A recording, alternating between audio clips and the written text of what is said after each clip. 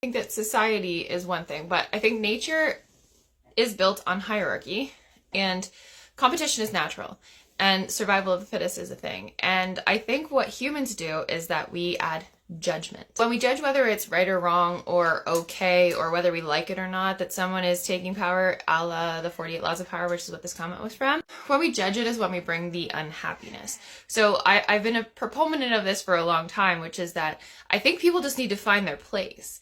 And I don't mean that in like a, I don't know, a jerky way. Just that like some people are better at other things, some people have different interests. And so if you can find your place in the world where you are comfortable and your skills are being needed, then there's no need to judge it. But we judge everything. Do you need to be resentful of someone that is in power if you don't want power? Naturally, we do things to make ourselves feel better. And I guess you could argue nature versus nurture on a lot of those things. Like for example, like why do we use hyperbole?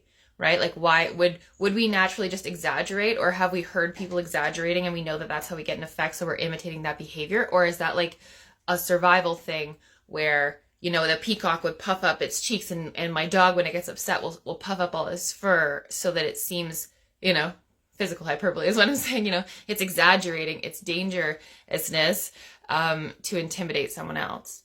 So, you know, are we just animals? And when we talk to death about it, welcome to my channel where I talk about this stuff. If we talk to death about it, that's when we start feeling bad about it. But if we were to just engage with it without that judgment, we would potentially, you know, thrive.